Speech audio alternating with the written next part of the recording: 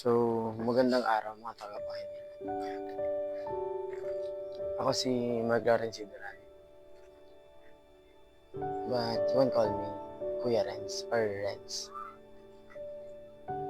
So, ito ang original TikTok podcast na sasamahan ka na explore yung buhay mo, na sasamahan ka na palalimin yung understanding mo sa buhay, sa kung bakit ka ba nabubuhay, ano yung purpose mo, kung ano yung mga pinagdadaanan mo, paano ka mag-cope sa kung anong pinagdadaanan mo. So, ito yung first episode natin. So, sa episode na to, mag-uusapan natin yung isa sa napakahalagang tanong. Yung how to grow when it's difficult to find a reason to grow. Yung tanong na to is galing sa isang tao na napagsabihan ko ng mga problema. Napagsabihan ko ng mga hinanakit, ng tampo, ng galit. Kumbaga, napag-openan ko siya. So, yun na nga. Paano nga ba tayo lalago or magpapatuloy sa paglago kung hirap tayo na hanapin yung rason para tayo lumago?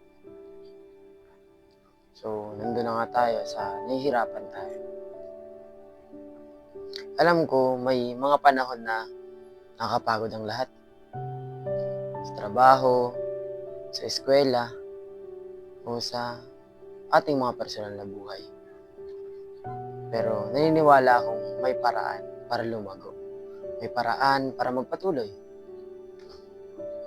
Una, acknowledge your struggle.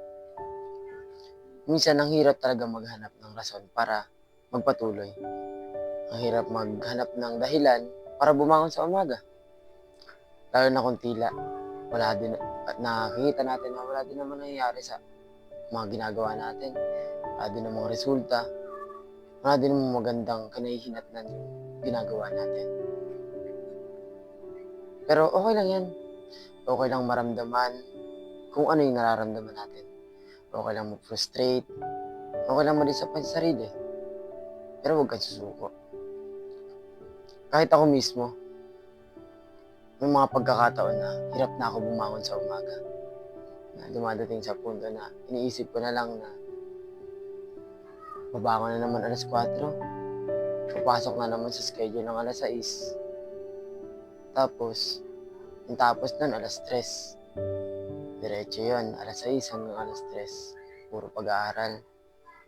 Tapos may sinalihan pa kami scholarship. May sinalihan pa akong scholarship sa TESDA na kung saan nag-aaral kami sa welding. So, yun na nga, babangon ng alas 4 para mag-asikaso. Alas 6 yung pasok hanggang alas 3. Tapos, paglabas namin ng paralan ng alas 3, diretso kami sa TESDA area, sa TESDA site para mag-aral ng welding hanggang alas 4. Tapos, pagdating pa sa bahay, puro gawaing bahay, puro mga household chores na tinatapos para magawa na ulit yung mga gawain sa paaralan. Ikot-ikot lang yung buhay. Minsan, hindi natin nakikita yung resulta ng paghihirap natin. Hindi visible, di ba? Hindi natin nakikita kung may kinahihinatnan ba yung mga pinaghihirapan natin, yung mga ginagawa natin sa buhay. Para tayo nakikita ang resulta, di ba? Madalas yan, hindi natin nakikita kung ano man yung nagiging kinalalabasan. Para itong halaman na itinanim sa tag-ulan, hindi natin nakikita na tumutubo. Hindi natin napapansin na tumutubo. Pero pag binigyan mo ito ng sapat na tubig at ito ay naarawan, makikita mo yung pagtubo nito. Parang buhay lang din. Yung tubig, yung nagre-represent ng atensyon. Bigyan natin ng atensyon kung ano man yung ginagawa natin. Tapos yung sinasabing araw sa halaman, yun yung Yun yung nagre-represent sa oras. Bigyan mo ng oras, antayin mo. Kung ano man yung ginawa mo, antayin mo yung resulta. Hindi yung gumawa ka ng ganito, makikita mo agad yung resulta. Matuto ka magkaroon ng oras, matuto ka magbigay ng oras sa kung ano man yung ginawa mo para makita mo yung tunay na resulta. So, hindi kailangan malaki agad yung resulta. Hindi kailangan maganda agad yung kinalabasan o kinahinatnan nung ginawa natin, yung mga paghihirap natin. Simulan mo sa maliit. Simulan sa paggising ng maaga. Singin mo sarili mo ng maaga. Tapos, suggestion ko na magbasa ka ng libro.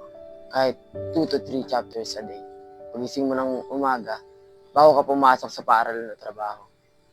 Makakapagbigay ng knowledge sa'yo yun sa kung ano man yung mga dapat mong gawin. Then, iwasan mo yung negativity sa buhay mo. Sa pagpasok ng umaga, positive agad na ito gagawin ko ganito, dapat matapos ko to, na dapat magawa ko to. Hindi man makita agad yung resulta, hindi man maging maganda agad, pero at least nagawa ko. Positivity agad yung ipasok mo sa utak mo. Or pagkagising mo ng umaga, mag-jogging ka or maglakad-lakad ka kahit 10 minuto sa labas para magkaroon ng maging fresh yung utak mo. Maging positive yung utak mo. Magkaroon ka ng energy sa kung ano man yung gagawin mo sa panibagong pagkakataon yun, panibagong araw na yun.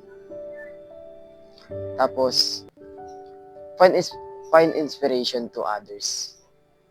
Maghanap ka ng inspiration, maghanap ka ng tao na kung saan nagtagumpay. Madami sa social media. Sobrang daming mga taong nagtagumpay. Then, hanapin mo yung kung saan sila nagsimula. Kung ano yung paghihirap na pinagdaanan nila bago nila makamit yung tagumpay na yun. Patuloy mong i-acknowledge na nasa ganitong paghihirap din pala ako. Magpatuloy pa kaya ako. Isipin mo na ano mang paghihirap ay may kapalit. Then, celebrate mo yung mga small things, yung small success, yung small achievement na nakukuha mo. Celebrate mo kahit sobrang liit man yan na may napagtagumpayan ka. Mag-celebrate ka, mga simple celebration na i-treat mo yung sarili mo. Then, tanungin mo yung sarili mo, bakit ko nga ba ginagawa yung bagay na to? Ano nga ba yung rason kung ba't ako nagpapatuloy? Para saan ba? Para kanino ba yung ginagawa ko? Ano ba yung nagpapasaya sa akin? Ano ba yung mga bagay na nagbibigay kasiyahan sa akin? Tapos, mag-focus ka sa long-term benefit. Ang mga hakbang na ginagawa natin, ang mga paghihirap na ginagawa natin ngayon ay balang araw, may kapalit na magandang kinabukasan, mas maliwanag na kinabukasan. Hindi mo manaramdaman ngayon, pero balang araw, magiging proud ka sa sarili. Masasabi mong, ito pala ako dati. Salamat at nagpatuloy ako. So, yun na yung mga dapat nating marinig or napag-usapan natin sa araw na ito. Tandaan, hindi ka nag-iisa. Lahat tayo ay may kanya-kanyang laban. Bawat araw na dumadaan ay isang pagkakataon. I-grab mo lang yun. Grab that opportunity para magpatuloy. Huwag mong hayaan na lamunin ka ng negativities mo. So, sabi nga nung teacher ko sa Media Information Literacy, siguro kung mapapanood niya man to, sabi niya dun is, kung ano man yung paghihirap mo, bandang huli, may achievement yan. Kahit sobrang ganong hirap yung pinagdadaanan, may achievement yan. May kapalit na tagumpay, may kapalit na, kumbaga medalya, tropeyo ng tagumpay. Makukuha natin yan kung hindi tayo laging magrereklamo na ano ba to? Sobrang hirap naman. Kasi, nasa part tayo ng buhay na kailangan nating pagdaanan yan. Na huwag nating isisi sa kung sino man yung may gawa. Kundi, magpatuloy lang tayo. Sabi niya nga, patuloy ka lang sa paggawa. Balang araw, magiging proud ka sa sarili mo, magiging proud sila sa'yo. So, yun na nga, magtiwala ka ng sarili mo. Huwag mong hayaan na lamunin ka ng negativities. Isipin mo kung ano ba yung mga rason, ano ba yung mga dapat mong gawin, or yun na nga, mga rason na nagpagpaparealize sa'yo kung bakit ka nagpapatuloy. At sa huli, humingi ka ng guide kay Lord. Patuloy ka lang mag-pray. Tanungin mo na kung ano ba yung dapat mong gawin para maisip mo or ma-realize mo kung bakit ka ba nagpapatuloy. So, yun yung dapat nating pag-usapan sa araw na ito. So muli, ako si Mark Lawrence Sideran and you can call me Kuya Renz. So, ito yung first episode natin. Kung may kakilala ka man na gustong mapakinggan yung mga ganitong usapan, i-share mo lang ito sa kanya. Maraming salamat. Paalam.